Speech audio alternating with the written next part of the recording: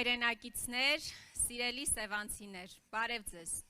Շնորհակալ ենք ձեր ներկայության համար, այն ջերմության համար, որ ես մի քանի րոպեների ընթացքում արդեն հասցրել ենք զգալ։ Այսօր քարոզարշավի նախավերջին օրն է, եւ մեր ամբողջ թիմը այս մեկ ամսվա ընթացքում եւ դրանից էլ առաջ եղել է Հայաստանի բոլոր մարզերում, Երևանում, շփվել ենք քաղաքացիների հետ ու ինչպես 5 օր առաջ, 5 ամիս առաջ, 5 տարի առաջ փորձել ենք մեր քաղաքացիներին մի բան բացատրել, որ այս իշխանությունը ստի ու կեղծիքի իշխանությունն է։ Համաձայն եք։ Սիրելի սևանցիներ, ինչ էին ասում սրանք։ Սրանք Շուշիում պարում էին, ասում էին Աղդամը մեր հայրենիքն է, հիշում եք, բայց հիմա ինչ են ասում, ասում են ժողովուրդ ջան, սխալվել ենք, մարդիկ, ովքեր քաղաքական ուժերի, ղեկավարների, քաղաքական գործիչների, լեզվական սայթակումները համարում են ճակատագրական սխալ, հայտարարում են, որ հայրենիքի հարցում սխալվել են։ Դուք ուզում եք իշխանություն, որը հայրենիքի հարցում սխալվել է ու էլի է սխալվելու, եթե ընտրվի։ Հիմա ինչ են ասում։ Վերջերս Սյունիքում հայտարարում էր, ասում էր, Սյունիքը Հայաստան է, ժողովուրդ ջան։ Ոնց որ ասում էր, որ Արցախը Հայաստան է։ Ասում են Գեղարքունիքը Հայաստան է, բայց դուք ունեք որևէ երաշխիք, որ վաղը Աստված մի արածե, եթե ընտրվեն, նորից չեն հայտարարելու,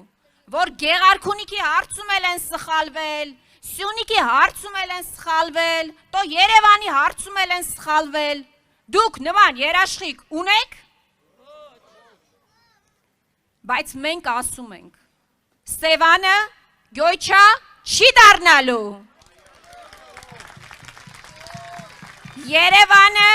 Էրիվան չի դառնալու, Զանգեզուրի միջանցք չի լինելու, ադրբեջանցիներ Հայաստանում չեն բնակվելու,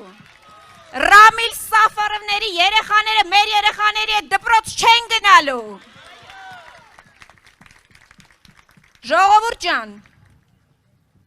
հիշում եք, որ ասում էր նախկին ղեկավարները գնացել են, ուրիշ ղեկավարների կոշիկներ են լիզել։ Իրանք գնացել են, կզել են ու Ալիևի կոշիկներն են լիզել։ Մենք տենց ղեկավար ուզում ենք։ Սրանք ասում էին, որ Թուրքիան շարունակում է իր ցեղասպան քաղաքականությունը, որ պատերազմի մեջ Արցախյան 44 օրյա ակտիվ մասնակցություն է ունեցել։ Հիմա ինչ են ասում։ Ինչ ունենք սրանց 8 տարվա գործունեության արդյունքում, ինչի առջև ենք մենք կանգնած։ Մենք այսօր ունենք մի պատկեր, երբ որ հազարավոր մայրեր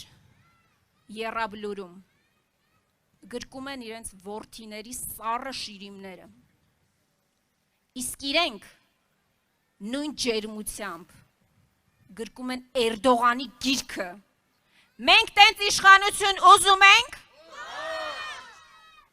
Ուրեմն ինչ ենք անում։ Ինչ ենք ասում ենք։ Այսօր բազմաթիվ քաղաքական ուժեր կան, 19 ուժ կա։ Մի մասին մենք էլ չենք ճանաչում, ժողովուրդ ջան։ Առաջարկությունները տարբեր են։ Մեր առաջարկությունը շատ հստակ է։ Այս նկարագրածից համատեքստում դուք ընտրում եք մարդու, ղեկավարի, ով վաղը ոչ թե գրկելու է Էրդողանի գիրքը, կրծքին է սեղմելու, այլ բանակցելու այդ Էրդողանի հետ, արժանապատիվ է բանակցելու, բերելու է երաշխավորներ, որովհետև սրանք դա էլ են մերժում, ասում են մեզ երաշխավորներ պետք չի, Մենք ունենք մի երաշխավոր,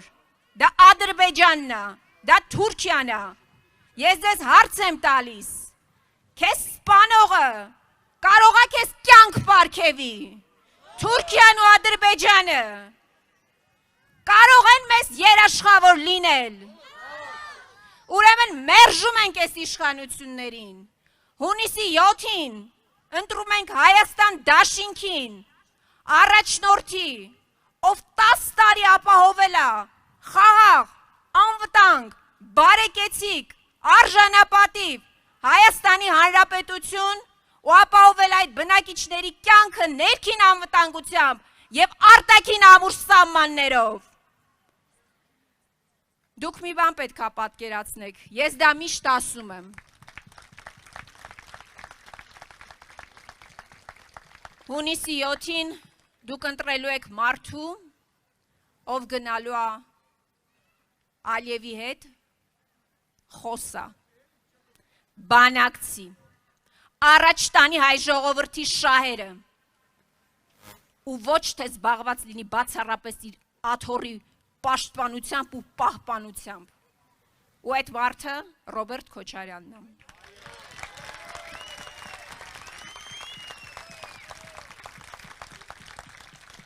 Մի անգամ Արցախում,